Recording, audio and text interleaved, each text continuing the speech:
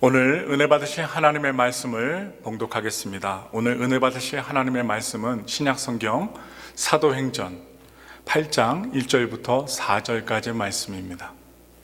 신약성경 사도행전 8장 1절부터 4절까지의 말씀을 다 같이 믿음과 소망을 갖고 함께 합독하시겠습니다.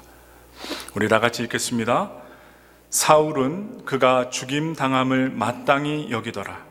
그날에 예루살렘에 있는 교회에 큰 박해가 있어 사도 외에는 다 유다와 사마리아 모든 땅으로 흩어지니라. 경건한 사람들이 스데반을 장사하고 위하여 크게 울더라. 사울이 교회를 잡멸할새 각 집에 들어가 남녀를 끌어다가 옥에 넘기니라. 그 흩어진 사람들이 두루 다니며 복음의 말씀을 전할세. 아멘. 앞뒤 전후좌우로 우리 인사하겠습니다. 최고의 복을 받으세요. 최고의 복을 받으세요. 최고의 복을 받으세요. 올해 최고의 복을 받으시길 바랍니다. 가장 어려울 때 하나님께서 주시는 복을 받는 자들이 진짜 복을 받는 자들입니다. 오늘도 믿음 갖고 소망 갖고 용기 갖고 교회 나오신 우리 성도 모두 여러분들을 사랑하고 축복합니다. 오늘 저는 함께 봉독한 사도행전 8장 1절부터 4절의 말씀을 가지고 또한 8장 전체 부분과 사도행전의 말씀을 가지고 여러분들과 함께 이 우한 코로나 팬데믹 시대에 우리가 어떤 말씀을 갖고 나가야 되는지 생각하면서 흔들리지 않으려면 이라는 제목으로 여러분들과 주님이 주실 말씀을 나누고자 합니다. 여러분들께서 사도행전을 보시면 크게 하나님이 역사하시는 사건이 있습니다. 전환점의 사건이 있는데 바로 성령 강림의 사건입니다. 오순절 성령 강림의 사건 이후에 초대교회는 날마다 부흥하게 됩니다. AD 30년경 베드로의 설교로 무려 3,000명이 회개를 하고 주님 앞에 기도하면서 눈물 콧물 흘리면서 예수님께 돌아오게 됩니다. 바로 성령의 역사이죠. 또한 AD 31년경에는 베드로와 요한이 오랫동안 앉아있던 그 앉은뱅이를 일으킨 기적을 통해 남자만 5,000명이 되는 사람들이 바로 예수님을 믿게 되었습니다. 이들은 주로 솔로몬의 행각이라는 그 장소에서 모여서 사도들의 가르쳐주는 성경의 가르침을 받았습니다. 그리고 또한 가정에서 또 모여서 가정에서 공동체를 이루어서 함께 모여 기도하고 또 떡을 떼며 사랑의 교제를 나누게 됩니다. 그들은 재산과 소유를 팔아 각 사람의 필요에 따라 나누어 주기도 했습니다. 이건 무려 우리가 일반의 사람들이 하기 힘듭니다. 바로 성령을 받고 사랑이 충만한 예수 믿는 분들이 할 수 있는 나눔입니다. 이 나눔을 예수 믿고 구원받은 거듭난 사람들이 행하였습니다. 그리하여 온 예루살렘 백성들에게 칭송을 받았고 구원받은 사람들은 날마다 늘어나게 됩니다. 이러한 성령님의 아름다운 부흥의 모습 가운데 구원받은 사람들은 날이면 날마다 늘어나게 되었습니다. 이러한 성령님의 은혜가 충만한 모습을 보면서 우리는 말씀을 보면서 감격하게 됩니다. 그리고 나에게도 그러한 감격이 이어지기를 소망하면서 기도합니다. 그런데 그런 부흥의 모습 가운데 그리스도를 믿는 예수님을 믿는 교회를 흔드는 사건이 일어나게 됩니다. 지금 우리들이 사는 세상에서도 우한 코로나 이 팬데믹 속에서 그리스도의 공동체, 교회의 공동체를 흔드는 언론과 이야기들이 매우 넘쳐나고 있습니다. 예배에 대하여, 말씀에 대하여, 성도에 대하여, 목회자에 대하여, 교회에 대하여 여러 가지 루머와 또한 안 좋은 이야기들이 넘쳐나고 있어요. 이렇게 세상이 흔들 때 흔들리지 않기가 쉽지 않습니다. 지진이 날 때 내가 아무리 바로 서려고 해도 땅이 움직이면 어쩔 수 없이 넘어지고 움직이는 것과 같이 흔들릴 때 바른 자세를 세우는 것은 어렵다는 것이죠. 오늘의 말씀을 통해서 흔들리지 않는 신앙에 대해서 살펴보시면서 우리 모두 다 하나님께서 주시는 은혜를 나누기를 원합니다. 여러분, 교회는요, 왜 흔들릴까요? 흔드는 사람들이 있기 때문입니다. 초대교회가 부흥할 때 가장 위기감을 느끼며 교회를 흔들고 싶었던 그룹의 사람들이 있었어요. 누구였을까요? 사두개파 사람들이었습니다. 여러분 기억하세요. 사두개파 사람들. 이 사두개파는 대제사장과 성전을 중심으로 온갖 종교의 특권을 누렸던 사제 귀족의 사람들이었습니다. 성전은 한마디로 사두개파 사람들의 터전이었고 세상 말로 그들의 밥줄이었습니다. 그들은 성전세와 환전을 함으로 말미암아 받게 되는 그 돈들로 인해서 폭리를 취하고 그들이 잘 먹고 잘 살기 위해서 이권을 많이 챙겼습니다. 그런데 어느 날 갑자기 예수라는 사람이 나타나서 환전상을 뒤엎어버립니다. 노끈으로 채찍을 만들어 사람들에게 훈계까지 합니다. 사두개파 사람들은요 정말 놀랐어요. 그가 하는 말 때문에 더 기겁합니다. 무슨 말을 하느냐? 이 성전을 헐라 내가 사흘 동안에 일으키리라. 아니 사흘 만에 어떻게 이 성전을 지을 수가 있어? 그것도 왜소한 저 남자 한 명이 그런 소리를 하면서 환전상 그 책상을 뒤엎어 버리니까 이 사두개파 사람들이 눈이 동그래졌어요. 사두개파 사람들은 사람들을 매수하여 예수를 십자가에 못 박으라고 선동을 일으키게 됩니다.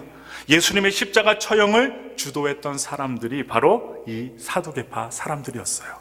그런데 오순절 이후에 예수님을 따르는 자들이 예루살렘을 활보하고 다니기 시작합니다. 그전에는 보이지 않았던 사람들이 큰 소리 외치면서 예수를 믿으시오, 부활하신 예수를 믿으시오 하면서 큰 소리 치고 다니는 거예요. 베드로와 사도들을 통해 병든 자가 치유받고 안진뱅이가 일어나는 기적이 일어났습니다. 사실이었습니다. 거짓말이 아닙니다. 루머가 아닙니다. 선동이 아니었습니다. 사실이었기 때문에 사람들은 기대감에 부풀어서 병든 사람들을 심지어 침대에 올려놓은 채로, 혼자 움직이지 못하고 부축을 못하니까 침대에 올린 채로 거리로 데리고 나와 기도를 받고자 합니다. 그들은 베드로가 지나갈 때 혹이나 그의 그림자라도 덮이게 되기를 바랬습니다. 얼마나 성령의 능력이 강했으면 사도들의 그림자가 지나갈 때 병든 자의 몸에 스치기만 해도 병이 나았다는 사실을, 그래서 그 그림자가 내게 오기를 간절히 바랬던 사람들. 그런데 실제로 병든 사람과 더러운 귀신에게 괴로움을 받는 사람들을 데리고 왔는데 모두 다 나음을 얻었다고 성경은 분명하게 기록합니다. 주님께 영광을 돌려요. 오늘날 이 팬데믹의 시대에도 여러분과 저에게 이러한 동일한 성령의 은혜가 임하기를 축원합니다. 사두개파 사람들은 누구보다도 위기감을 느꼈습니다. 무엇 때문입니까? 그들의 밥줄이 끊어지게 되었기 때문입니다. 성전을 통해서, 환전을 통해서 폭리와 이익을 추구했던 그들의 밥줄이 끊어지게 되었기 때문에 위기를 느꼈던 거예요. 사도행전 5장 17절은 그들의 정서를 잘 말해주고 있습니다. 우리 다 같이 사도행전 5장 17절 말씀 읽겠습니다. 대제사장과 그와 함께 있는 사람, 즉 사두개인의 당파가 다 마음에 시기가 가득하여 일어나서, 여기서 말하는 시기는 붕괴와 질시하는 마음을 말합니다. 그들은 예수를 따르던 나사렛파 운동이 끝난 줄 알았어요. 그러나 오순절 이후에 성령의 운동이 산불처럼, 지금 LA에서 엄청나게 역사 유래로 없었던 산불이 일어난 것처럼 성령 강림의 산불이 엄청나게 번지게 되자 그들은 당황하게 됩니다. 그러나 오순절 이후 성령의 운동이 일어났을 때 사도들이 부활을 외치고 다니는 것, 그 또한 그들을 불편하게 했습니다. 위기감을 주었을 뿐만 아니라 마음이 불편한 거예요. 예수 믿는 사람들, 부활의 목격자라고 외치는 사람들을 볼 때마다 마음이 거슬렸던 사람들, 사두개파 사람들이었습니다. 왜냐하면 그들은 내세도, 죽은 자의 부활도 믿지 않았던 지극히 현세지향적인 삶을 살았던 사람들이었기 때문입니다. 부활도 믿지 않아요. 죽은 이후에 가는 천국도 믿지 않았습니다. 오직 내가 살고 있는 현장, 이 현세를 추구했던 사람들, 사두개파 사람들이었습니다. 그들은 이러다가 자신들이 구축한 권력의 체제가 무너지게 되지 않을까 매우 불안했습니다. 그들은 흔들리는 자신들을 보면서 무엇을 행합니까? 바로 교회를 흔들기 시작합니다. 교회를 흔들려면 과연 누구를 흔들어야 될까요? 교회를 흔들려면 누구를 흔들어야 될까요? 초대교회 대표들인 사도들이었습니다. 리더자를 흔들면 돼요. 그들은 사도들을 잡아다가 옥에 가두었어요. 사도들은 거기서 공권력의 힘을 맛보게 됩니다. 공적인 힘이죠. 요즘 여기 우리가 살고 있는 이 미국에서는 공권력의 대명사인 경찰들이 그 공권력을 잘못 사용하여서 귀한 생명이 희생을 당하는 이야기들이 종종 들려와서 마음이 아파요. 왜 그렇게 공권력을 휘두를까? 왜 총을 그렇게 쏠까? 말로 하지. 조금 이렇게 대화를 하지. 왜 공권력을 저렇게 휘두를까? 그래서 저는 이 나라가 공권력이 평화의 공권력으로 바뀌기를 기도하면서 여러분들도 함께 기도해 주시기를 부탁을 드립니다. 사도들은 그날 밤에 주의 사자가 옥문을 열고 끌어내 주었어요. 기적적인 현상이죠. 옥문이 자동적으로 열려서 나오게 됩니다. 그리고 가서 성전에 서서 이 생명의 말씀을 다 백성들에게 말하라고 하는 이야기를 듣게 됩니다. 그들은 천사의 말대로 새벽에 성전에 가서 백성들을 하나님의 생명의 말씀으로 가르치게 됩니다. 사두개파 사람들이 이 소식을 곧 듣게 되었습니다. 그들은 세력을 더 확보하기 원했어요. 그래서 이번에 산헤드린 공회를 소집하고 이스라엘 원로들을 다 모읍니다. 그리고 다시 사도들을 잡아들였어요. 대제사장이 그들을 신문합니다. 우리 다 같이 사도행전 5장 28절의 말씀 보시겠습니다. 이르되 우리가 이 이름으로 사람을 가르치지 말라고 엄금하였을 때 너희가 너희 가르침을 예루살렘에게 가득하게 하니 이 사람의 피를 우리에게 돌리고자 함이로다. 그때 바로 베드로가 대답을 합니다. 사도행전 5장 29절의 말씀입니다. 베드로와 사도들이 대답하여 이르되 사람보다 하나님께 순종하는 것이 마땅하니라. 뭐라고요? 사람보다 바로 하나님께 순종하는 것이 마땅하도다. 공권력 앞에서, 공적인 힘의 권세 앞에서 이렇게 말하시는 것 무엇 때문입니까? 어떻게 이런 대답을 할 수 있었을까요? 사도들은 예수님의 부활을 직접적으로 목격한 사람이에요. 목격자입니다. 예수님의 승천도 그들의 두 눈으로 똑똑히 보았습니다. 정말 분명하게 봤어요. 말씀하시는 모습, 기도하시는 모습, 부활하신 모습을 똑똑히 보았습니다. 그리고 예수님의 약속대로 오신 성령님을 직접적으로 경험까지 했습니다. 그들은 부활을 전하지 않을 수 없었습니다. 아니, 느꼈는데, 체험했는데 어떻게 부인할 수 있겠습니까? 진리요 사실이었기 때문입니다. 공권력이 아무리 예수 믿는 자들을 위협해도 그들은 살아계신 하나님께 순종할 수밖에 없었던 사람들이었다는 것을 말씀드립니다. 부활에 대한 확신, 성령의 체험, 그것은 사도들이 공권력 앞에서도 흔들리지 않을 수 있었던 비결이었습니다. 교회를 흔드는 세력은요, 1차적으로 교회 밖에 있습니다.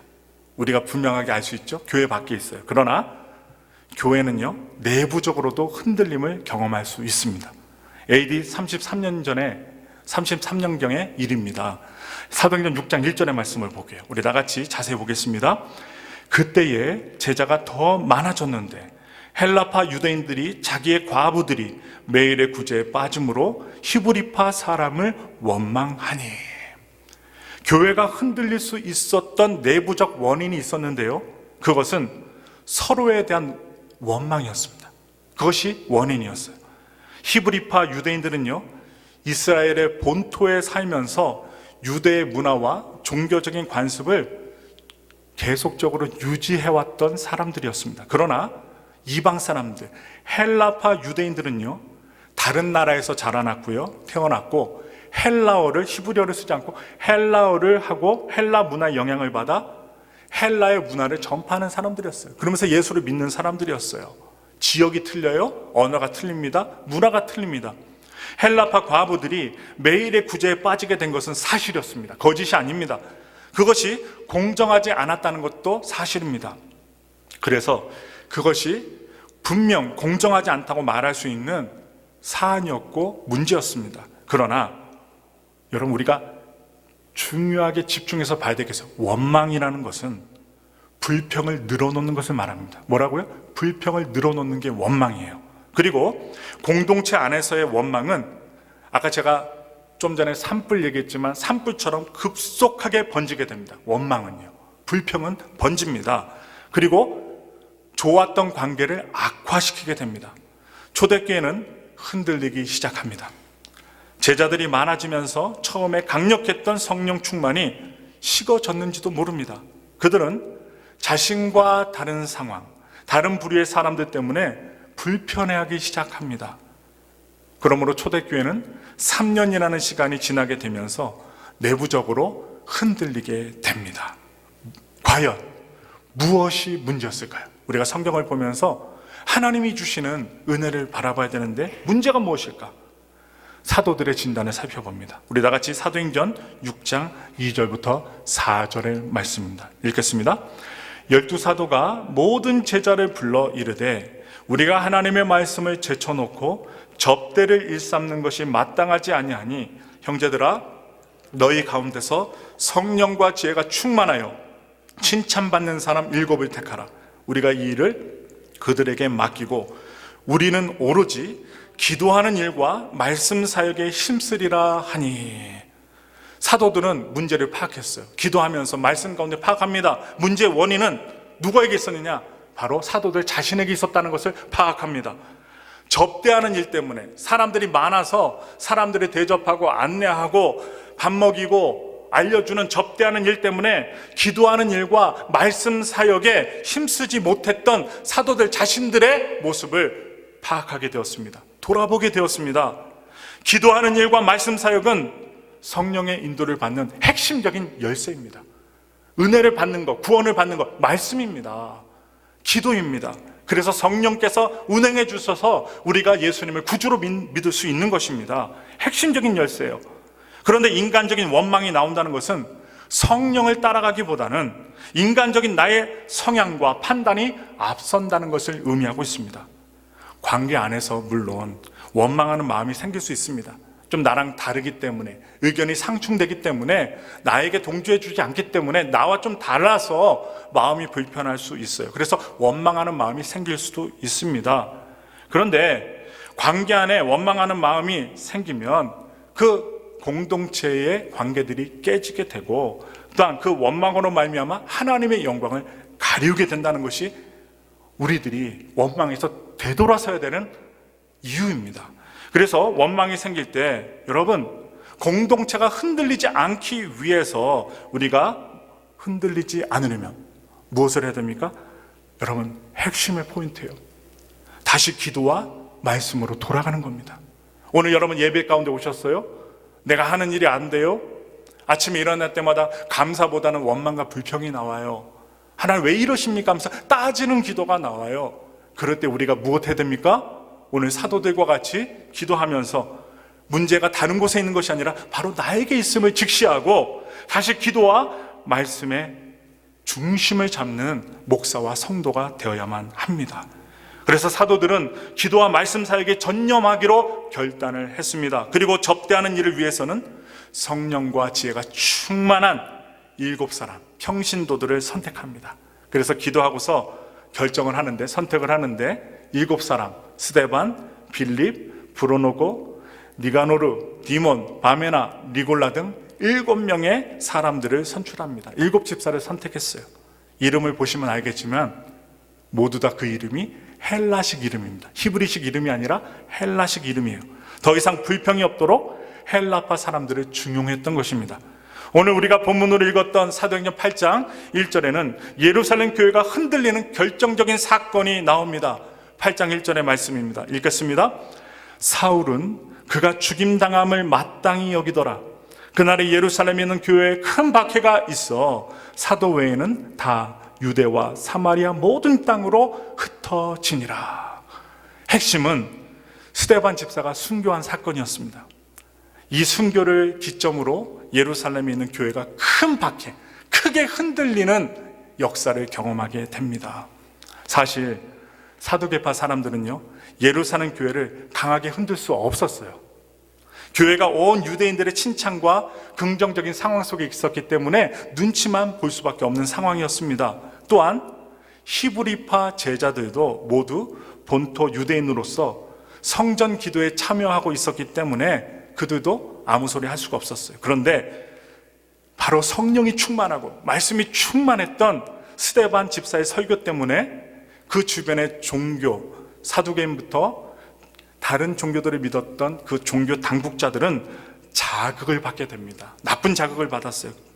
그래서 그는 사도행전 7장 48절의 말씀에서 대제사장 앞에서 두려워하지 않고 이렇게 얘기합니다. 읽겠습니다. 그러나 지극히 높으신 이는 손으로 지은 곳에 계시지 아니하시나니 선지자가 말한 바. 뭐라는 뜻입니까? 하나님이 성전에 계시지 않는단 말인 거예요. 아니, 이 종교 당국자들, 이 사람들은 예루살렘 그 지역을 관할하는 모든 사내들을 비롯해서 종교 당국자들은 그때 권력을 쥐고 공권력이 있었던 사람들은 다 성전으로 올라갑니다. 성전에 와서 돈을 바꿔서 헌금도 드리고 성전세를 내고, 그래서 어떻게 해요? 폭리와 이득을 취득하기 위해서 성전에 하나님이 계시니까 반드시 와라, 1년에 3번이라도 와라, 한 번이라도 와라 얘기했는데, 성령이 충만했던 이 스데반 집사는 그 성전에 하나님이 계시지 않는다 라고 합니다. 와, 엄청난 얘기죠. 그들의 밥줄을 끊어버리는 얘기입니다. 그래서 하나님이 성전에 계시지 않는다고 하니 이 사람들은 이 스데반을 어떻게 해서든 죽이고자 하는 괴력을 세워요. 그래서 유대인 당국자들에게는 성전 모독죄라는 것을 만들어내서 이 스데반을 죽이고자 합니다. 그래서 성전 모독죄는 사내들인 결의에 의해서 사형 집행이 가능한 죄였습니다. 그러므로 스데반은 흔들리거나 죽음의 위협 앞에서도 타협하지 않았어요. 오히려 담대히 그들을 향하여 나아갔습니다. 눈 하나 깜짝하지 않았어요. 우리 다 같이 그 모습을 보겠습니다. 사도행전 7장 51절부터 53절의 말씀입니다. 읽겠습니다. 목이 곧고 마음과 귀에 할례를 받지 못한 사람들아, 너희도 너희 조상과 같이 항상 성령을 거스르는도다. 너희 조상들이 선지자들 중에 누구를 박해하지 아니하였느냐? 의인이 오시리라 예고한 자들을 그들이 죽였고 이제 너희는 그 의인을 잡아준 자요 살인한 자가 되나니 너희는 천사가 전한 율법을 받고도 지키지 아니하였도다 하니라. 엄청난 말씀이죠. 이 말씀에 그들은 스데반을 성 밖으로 내치고 돌로 쳐 죽이게 됩니다. 그리고 증인들을 옷을 벗게 해요. 그래서 누구 앞에 옷을 벗어두게 합니까? 바로 사울의 발 앞에 두게 됩니다. 사울 즉 예수님을 통해서 나중에 다메섹 도상에서 바울이 된 그는 스데반의 처형을 담당자, 스데반이 죽는데 일조하는 증인의 담당자로 성경에 오늘 등장하고 있습니다. 스데반의 처형을 계기로 유대 당국자들은 예루살렘 교회를 합법적으로 핍박할 명분을 얻게 됩니다. 명분. 사람을 죽일 때도 판결할 때 무엇이 중요합니까? 명분이 중요한데 바로 예루살렘 교회를 합법적으로 핍박할 명분을 스데반의 죽음을 통해서 얻게 되었어요. 스데반이 예루살렘 교회에 새로 임명된 7인 중에 한 사람이었기 때문입니다. 그래서 예루살렘 교회는 히브리파 사람 외에는 다 유대와 사마리아와 모든 땅으로 흩어지게 됩니다. 말씀을 볼 때마다 되게 막 찌릿찌릿하면서 감동이 임할 때가 있어요. 바로 여러분 사도행전 8장 3절의 말씀입니다. 읽겠습니다. 사울이 교회를 진멸할 새 각 집에 들어가 남녀를 끌어다가 옥에 넘기니라. 예루살렘 교회는 하루아침에 무너지는 것처럼 되고 맙니다. 그냥 겉모습만 보면 문을 닫겠구나, 무너지게 되겠구나, 그렇게 느껴져요. 그리고 어떻게 됩니까? 모두 흩어졌습니다. 문을 닫은 것뿐만 아니라 모두 흩어졌어요. 더 이상 말씀을 들을 수도, 기쁜 거 그리고 행복한 순전한 말씀을 나눌 수도 없고, 또한 가정에서도 음식을 나눌 수 없을 정도로 핍박을 받게 돼요. 이러한 모습을 보면 우리는 딱 판단하죠. 이제 교회가 끝장났구나, 이렇게 교회가 끝나는 거 아닌가, 이렇게 생각합니다. 그러나 이어지는 말씀은 교회가 새롭게 전개되는 모습을 아주 자세히 보여줍니다. 말씀 볼게요. 사도행전 8장 4절의 말씀입니다. 읽겠습니다. 그 흩어진 사람들이 두루 다니며 복음의 말씀을 전했세. 뭐라고요? 흩어졌던 사람들, 분리됐던 사람들이 자신이 직접 교회가 되어서 복음을 전하는 것이었습니다. 건물 안에 모여서 예배드리고 전도하고 찬양했지만 그렇게 할 수 없을 때 자신이 교회가 된 거예요. 성령을 모신 전이 되어서 흩어져서 복음을 전했어요. 7 집사 중에 한 명이었던 빌립이라는 사람은 사마리아로 가서 복음을 전합니다. 누구의 명령을 따라요? 성령님의 명령을 따라 사마리아로 떠났습니다. 성경 사도행전 8장 8절 보겠습니다. 그 성에 큰 기쁨이 있더라. 간 곳에 기쁨이 있었어요. 복음 전파의 결과를 전하고 있습니다. 복음이 전해졌을 때 무엇이 임합니까? 큰 기쁨이 임했다는 것입니다. 여러분, 오늘 여러분 마음을 점검해 보세요. 오늘 우리가 예배드리는 마음을 점검해 보세요. 우리가 오늘 하나님 앞에 예배를 드리고 있는데 내 마음에 기쁨이 있어요? 하나님을 향한 감사가 있어요? 복음이 있으면 큰 기쁨이 있다는 거예요. 그 기쁨이 없다면 다시 하나님 앞에 돌아와야 합니다. 말씀 앞에 나가셔야 돼요. 매너리즘에 빠졌다면 주님 앞에 기도하면서 그 기쁨을 되찾게 해달라고 간구하셔야 돼요. 하나님의 복음이 들어가는 곳에는 행복과 기쁨이 있다는 사실 분명히 기억하시면서 사도행전 8장 26절 이하 말씀에 보시면 빌립은 또한 성령의 인도하심을 따라 어디로 가느냐? 가사 지방으로 떠납니다. 그곳에서 하나님이 예비하신 에디오피아 내시를 만나게 되어서 그가 갖고 있었던 기쁨의 복음을 전하게 되었고, 복음 전한 것뿐만 아니라 그 옆에 흐르는 강물에 가서 그 에디오피아 내시에게 깊숙이 머리까지 충만하게 물로 채우는 침례를 베풀게 됩니다. 사도행전 8장 1절의 말씀 읽겠습니다. 다 같이 읽겠습니다. 사울은 그가 죽임당함을 마땅히 여기더라. 그날에 예루살렘에 있는 교회에 큰 박해가 있어 사도 외에는 다 유다와 사마리아 모든 땅으로 흩어지니라. 여러분, 우리가 주목할 말씀이 있어요?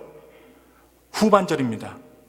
사도 외에는 다 유다와 사마리아 모든 땅으로 흩어지니라. 여기 집중해 보세요.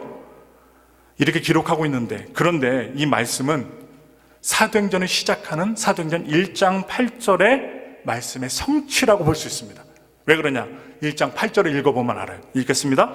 오직 성령이 너에게 임하시면 너희가 권능을 받고 예루살렘과 온 유대와 사마리아와 땅끝까지 이르러 내 증인이 되리라 하시니라. 뭐라고요? 온 유대와 예루살렘과 온 유대와 사마리아와 땅끝까지 이르러 내 증인이 되리라. 1장 8절에 주님께서 약속해 준 말씀입니다. 그런데 8장 1절에 보니까 흔들림을 당할 때, 스데반이 죽임을 당해서 교회가 흔들릴 때에 어떻게 합니까? 유다와 사마리아와 모든 땅으로 흩어지게 되는 약속의 성취가 이루어지는 말씀을 우리가 목격하게 되는 거예요. 하나님은 박해라는 환경 속에서 흔들리지 않고 복음을 전할 믿음의 사람들을 키우고 계셨던 것입니다. 이 말씀은 무엇입니까? 박해가, 어려운 핍박이 우리를 죽이기 위한 것이 아니라는 것입니다. 그리하여 그들을 통해 복음을 예루살렘뿐만 아니라 온 유대와 사마리아와 땅끝까지 온 열방에 전하게 하시는 하나님의 계획이 이루어진다는 거예요. 급격하게 외부의 상황이 변할 때 흔들리지 않을 사람이 없습니다. 저를 비롯해서 여러분들이 흔들리지 않을 사람이 없어요. 그러나 하나님은 그러한 어려운 상황 속에서도 흔들리지 않고 하나님이 원하시는 일에 주목할 한 사람을 오늘날 찾고 계신다는 거예요. 환경이 흔들릴 때 흔들리지 않으려면 반석이신 하나님, 그분의 말씀과 그분의 뜻 위에 우리가 서야 되는 것입니다. 옆에 변방의 일꾼이 아니라 하나님의 말씀의 반석 위에 서는 우리가 되기를 원합니다. 그림을 보시면 다하우 강제 수용소의 그림입니다.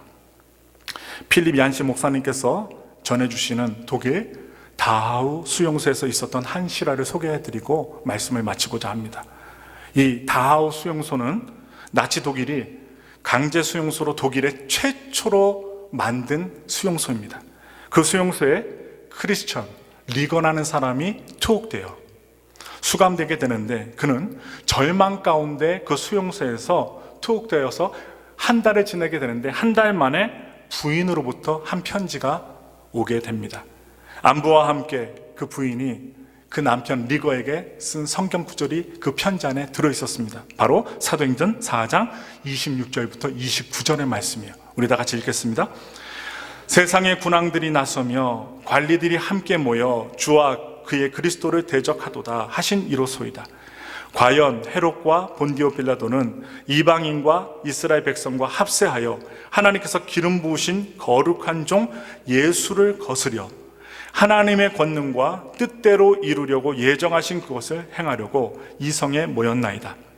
주여, 이제도 그들의 위협함을 굽어보시옵고 또 종들로 하여금 담대히 하나님의 말씀을 전하게 하여 주시오며. 그런데 그날 저녁, 그 편지를 읽고 그날 저녁이 되었는데 그는 신문을 받기 위해서 불려가게 됩니다. 어느 사무실로 불려가게 돼요.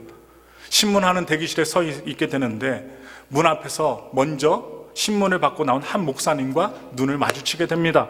그 목사님이 뭔가를 주머니에서 꺼내어서 이 사람 손에 딱 주고 자기 방으로 끌려갔어요. 긴장되었던 신문이 끝났습니다. 그래서 이 리거라는 크리스찬은 자기 숙소로 돌아가서, 막사로 돌아가서 한 목사님, 먼저 신문을 받고 나온 목사님이 자기에게 준 그것을 꺼내보게 됩니다. 꺼내보았더니 성냥갑이었어요. 성냥갑. 열어보았습니다. 열어봤더니 성냥갑에 성냥은 없고 접혀진 종이 쪽지 하나가 딱 들어있었습니다. 종이에 무엇이 쓰여져 있었을까요? 바로 아내가 자기에게 주었던, 편지를 보냈던 내용 가운데 있었던 사도행전 4장 26절부터 29절의 말씀이 동일하게 그 성냥갑 속 메모지에 적혀 있었습니다. 그는 그 말씀을 볼 때에 감동이 임했어요. 심장이 뛰었습니다. 머리가 쭈삣쭈삣 섰어요. 감동의 물결이 밀려왔습니다. 그에게 이 사건은 결코 잊을 수 없는 사건이 됩니다. 그는 이 사건을 계기로 하나님이 함께 하심을 확신하게 되었습니다. 아, 하나님은 나의 하나님이 되시는구나. 흔들리지 말라고 하시는구나. 그러므로 말미암아 그의 수용소 생활, 그 감동을 받고 난 이후에 곧바로 전쟁이 끝난 것도 아니에요. 그 수용소 생활은 4년을 더 보내야만 했습니다. 그런데 그 4년을 보내는 동안 그는 하나님께서 주신 이 두 번의 말씀을 통하여 수용소 생활의 대전환점을 마련하게 되고 그 전과는 다른 믿음의 생활을 하게 됩니다. 그는 다른 사람들, 수감자들을 지나칠 때마다 그냥 지나치지 않았어요. 힘있게 웃으면서, 행복하게 웃으면서 그들과 악수했습니다. 말 한마디 하지 않았습니다. 힘있게 지나치는 사람들과 함께 악수를 했어요. 그리고 그 힘있는 악수가 무엇이 되었을까요? 신앙인으로서 기도였고 찬송이었다는 거예요. 희망의 메시지가 되었다는 것입니다. 이 짧은 악수의 순간이 바로 그에게는 예배였던 것입니다. 이 악수를 통해 거기에 있던 사람들은 주님의 사랑을 주고받았고 절망 가운데 있었는데 그렇게 희망을 전하는, 수용소 속에 있다 할지라도, 죽음의 위기 앞에 있다 할지라도 하나님은 우리와 함께 하시니 우리 힘차게 삽시다. 하나님을 찬양하며 삽시다. 마음속으로라도 주님의 말씀을 믿고 예배드리며 삽시다. 악수했을 때 그런 하나님의 긍정적인 메시지는 온 수용소 사람들에게 격려가 되었고 퍼지기 시작했습니다. 전쟁이 끝난 후에 이 다하우 수용소는 가장 많은 생존자를 배출하게 되었답니다. 많이 죽은 게 아니라 많은 사람들이 이 수용소에서 살아서 집으로 돌아갈 수 있게 되었답니다. 그래서 이 크리스찬 리거는 살아남아서 전쟁 후에 무엇한 줄 아세요? 이 수용소, 많은 사람들이 떠나가서 없애버리고자 하는 이 수용소를 남겨놓았잖아요. 이 수용소에서 안내자가 되었답니다. 많은 사람에게 복음을 전하고 이 수용소에서 있었던 사실을 얘기해주는 안내자가 되었어요.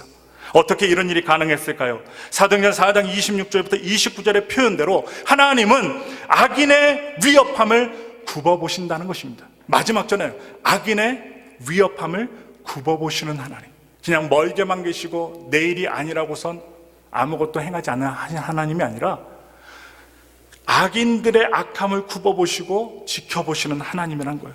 그는 최악의 상황 속에서도 하나님이 굽어보심을 굳건하게 믿었습니다. 그리고 그는 굽어보시는 하나님을 신뢰하고, 그리고 죽음의 위협이 있는 환경 속에서도 하나님이 기뻐하실 수 있는 자신만의 일을 발견하게 되었습니다.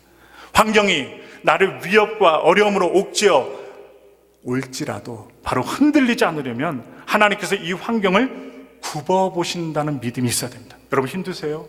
어려우세요? 하나님은요, 여러분들을 굽어보고 계세요. 저도 굽어보고 계세요. 이 엘파소도, 이 미국도 여러분들이 정말 전전긍긍하며 끙끙거리며 그 문제 앞에서 울고 있을 때 하나님은 그냥 뒤돌아서신 하나님이 아니라 굽어보시는 하나님, 어떻게 무엇을 해줄까 지켜보시는 하나님이시라는 것을 절대로 잊지 마셔야 돼요. 그것도 가장 힘들 때, 어려울 때, 나에게 곤란이 닥칠 때, 위협의 파도가 닥칠 때 굽어보시는 하나님께 여러분들의 시선을 맞추시길 바랍니다. 그 다음 무엇 해야 돼요? 그 하나님을 확실하게 믿고 나의 사명을 발견하는 것입니다. 사명을 발견한 사람은 상황과 환경을 탓하지 않습니다. 원망불평하지 않아요. 이유를 대지 않습니다. 사명을 발견한 사람은 그래서 상황이 자신을 흔들어도 흔들리지 않는다는 것입니다. 초대교회 성도들은요, 박해로 인해서 흩어졌지만 흩어진 곳에서 자신의 사명을 발견하게 되었습니다. 그리고 그 힘든 환경을 자신의 사명을 이루는 장소로 변화시켰어요. 주저앉지 않았어요? 변화시켰습니다. 그들은 가는 곳마다 흩어진 교회로 성령님께서 일하시는 도구의 삶으로 살아갔습니다. 오늘날 우리는요, 초대교회와 같은 외적인 핍박과 박해를 받지 않습니다. 심한 장소에 가시면 그럴 수 있지만 웬만한 나라에서는 심한 박해를 받지 않아요. 그러나 사탄은 우리가 살아가고 있는 시대의 다른 방법으로 오늘날 교회를 흔들고 있습니다. 바로 합리주의, 인본주의, 또한 상대주의, 또 요즘에 흥해가고 있는 종교다원주의라는 세상의 가치로 교회를 흔들면서 아주 약삭빠른 개인주의, 또한 물질만능주의, 그리고 세속화로 개인들을 흔들고 있습니다. 목사와 성도들을 흔들고 있어요. 사실 과거 외적인 핍박은요, 교회를 더욱 든든히 만드는 그런 키가 되었는데, 순교의 피가 오히려 교회의 씨앗이 되어서 교회가 아주 풍성하게 부흥이 되었고 여러 나라들마다 복음이 들어가게 되었어요. 그래서 아무래도 사단의 전략이 바뀐 것 같습니다. 오늘날 사탄의 역사는 핍박과 피비린내 나는 박해보다 더 교묘하고 영향력 있기 때문에 우리는요, 늘 깨어 있어야 합니다. 나를 흔드는 대상이 잘 보이지 않아요. 여러분 보입니까? 대상이 안 보입니다.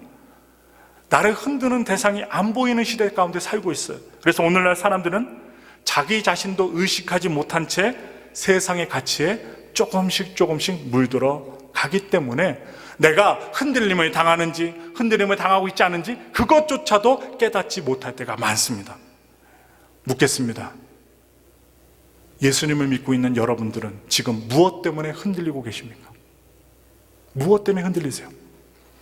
아니, 무엇 때문에 물들어 있습니까? 초대교회 박해와 그로 인해 흩어져야만 했던 환경들은 결국 그들을 믿음의 사람들로 일으키시려는 성령님의 초대장이었다는 것입니다. 우리가 역사적으로 말씀을 볼 때 하나님은 죽이시는 하나님이 아니요, 생명력 있는 예수님의 복음이 확장되게끔 하셨던 운동이었음을 우리는 깨닫게 돼요. 여러분들의 삶도 흔들릴 수 있습니다. 그러나 그것은 포기하고 절망하는 사인이 결코 아닙니다. 죽으라는 신호가 아니에요. 여러분 역시 믿음이 사람이 되는, 하나님께 승리하는 말씀의 사람이 되라는 주님의 초대장인 것입니다. 여러분이 갑자기 지금 처해진 우한 코로나 팬데믹의 영향으로 인해서 여전히 성령과 지혜가 충만하여 여러분 하나님의 뜻을 감당하기 원하시는 사람이 되길 원한다는 것을 하나님께서 지금 여러분들에게 요청하고 계세요. 거기에 머무르지 마라, 두려워하지 마라, 그리고 뒤로 물러나지 말라, 주님 앞에 바로 서라. 이것을 결코 잊지 마셔야 돼요. 여러분들이 주변 사람과 관계가 어려워지고 여러분들의 삶과 상황이 흔들릴 때가 있습니다. 그때 우리가 안주했던 것이 무엇이었는지 돌아봐야만 합니다. 돌아봐야 돼요. 내 안에 하나님보다 사람을, 그리고 코로나 바이러스를 더 두려워한다는 마음이 있지 않은지 한번 되살펴 보셔야만 해요. 우리 그랬잖아요. 3월 말에 텍사스 주에서 문을 닫아야 한다고 할 때 닫았잖아요. 닫을 때 어떠한 마음들이었어요? 이게 길게 가면 안 되는데, 우리 성도 한 사람이라도 죽으면 안 되는데, 바이러스에 걸리면 큰일 난다는데 어떻게 하나 두려움이 임했잖아요. 그런데 의사들과 학자들이, 과학자들이 말했던 대로 마스크를 쓰고 손을 깨끗이 씻고 방역을 철저히 하고 교회에서는 소셜 디스턴싱 자리를 갖다 만들고 일주일에 2번씩 소독을 하고 그리고 깨끗이 했더니 지금 성도 단 한 명도 코로나에 걸리질 않았어요. 아까 기침하시는 거는 이 알파에서 오래 살다 보면 알러지가 생기기 때문에 간질간질해서 기침이 나올 수 있어요. 저도 그래요. 저도. 이 사막과 같은 기후에 살기 때문에 어쩔 수 없이 간지럽기 때문에 기침 많이 하시니까 사탕 갖다 주시고 물 갖다 주시고 했잖아요. 여러분 지금 지내보시니까 어때요? 위생관리만 철저히 하고 하지 말라는 거 파티나 그리고 두려워하는 마음, 그러니까 염려하는 마음 갖지 말아야 되겠지만 관리하는 그것을 갖다가 소홀히 하지 않으면 단 한 명도 죽지 않는다는 사실을 딱 깨닫게 되니까 우리는요 알아요. 걸리지 않는 이유를 알아요. 그래서 두렵지 않습니다. 그런데 아직까지도 두려워서 예배 못 드리는 분들이 많고요. 아직까지도 두려워서 다른 교회 안에 사람들보다 더 많은 곳에 가지만 교회를 오면 막 이렇게 눈동자가 떨리고 몸이 막 떨리시는 제가 그 모습을 봤거든요. 그때 막 기도가 나오는 거예요. 기도가 나오는 거예요. 하나님 믿음을 주시고 은혜를 주시고 소망을 주시옵소서. 여러분 내 안에 성령의 인도함보다는 인간적인 불평과 원망이 자라고 있는지 여러분 돌아봐야 됩니다. 그리고 변화된 환경 속에서 다시 하나님께서 원하시는 것이 무엇인지 겸손하게 주님께 구하는 자들이 되어야만 합니다. 그래야 흔들림 없이 하나님의 사명의 길을 갈 수가 있게 되는 것입니다. 바라기는 세상 많은 사람들이 흔들리고 있는 지금 이때에 흔들리지 않는 믿음의 사람들이 되시기를 예수님의 이름으로 간절히 축원합니다. 우리 다 같이 기도하겠습니다.